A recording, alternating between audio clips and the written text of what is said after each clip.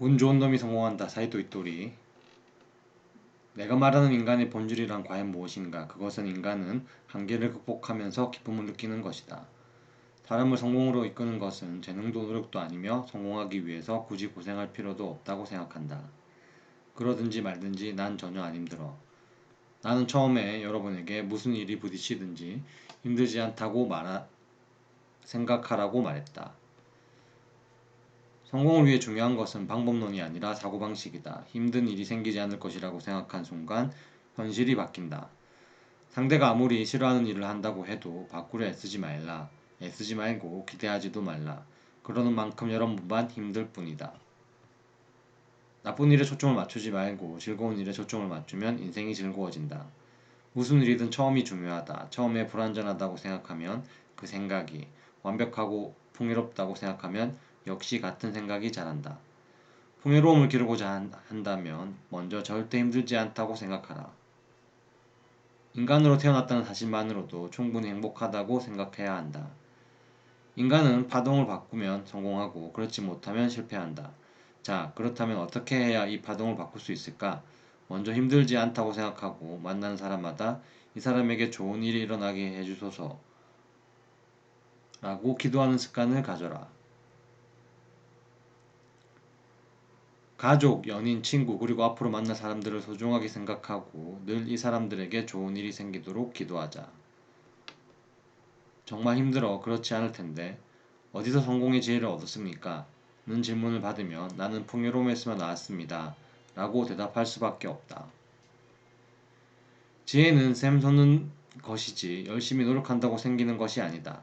고민을 통해 나온 지혜는 고민을 낳는다. 마음이 풍요로우면 지혜도 풍요로워진다. 풍요로운 마음과 행복, 성공을 간절히 기원한다면 잠을 자도록 하자. 자는 동안에 이를 실현하는 데 필요한 요소들이 모두 모일 테고 그 후 여러분은 신이 부여한 임무를 열심히 하기만 하면 된다.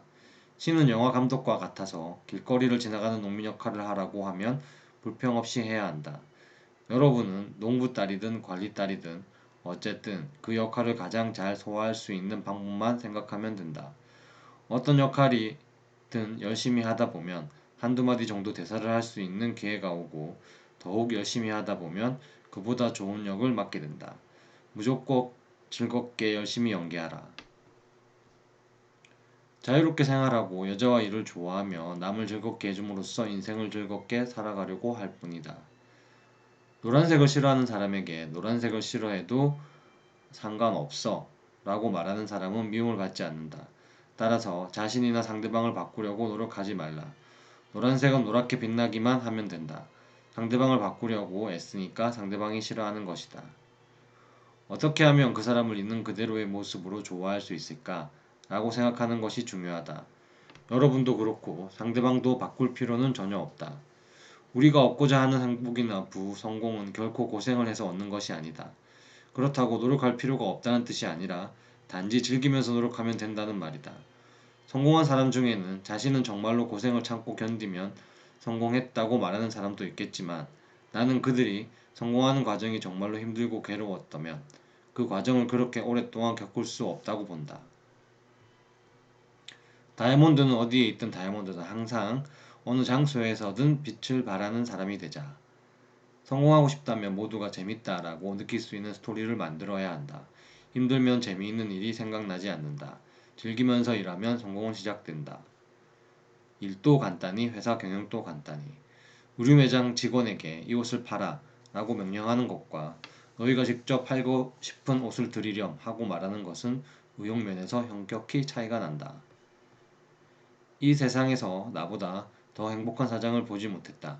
나는 다른 사람들과 함께 회사 일을 즐기면서 게임처럼 하고 싶었고 그래서 굳이 싫어하는 일을 시키면서까지 실적을 올리지는 말자고 결심했다.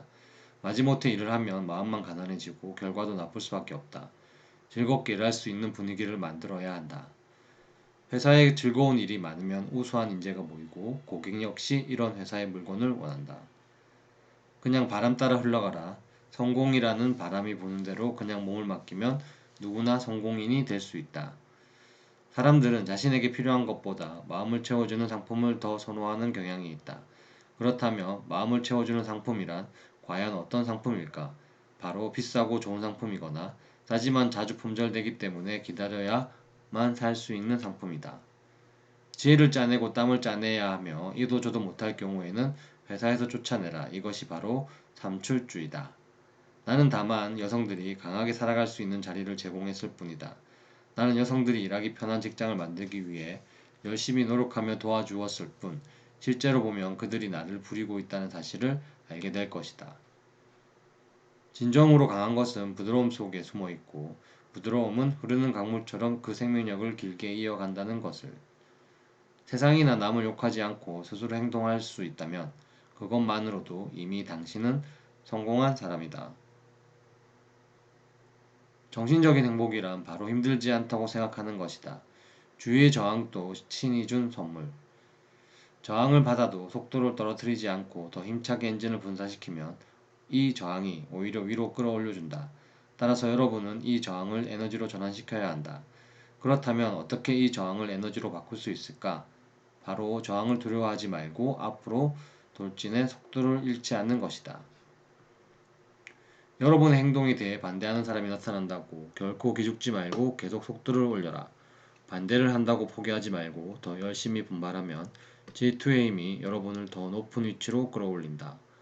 반대하는 사람이나 질투는 더 이상 여러분의 적이 아니며 무엇과도 바꿀 수 없는 아군이다. 일단 시작했다면 속도를 높여 계속 올라가라.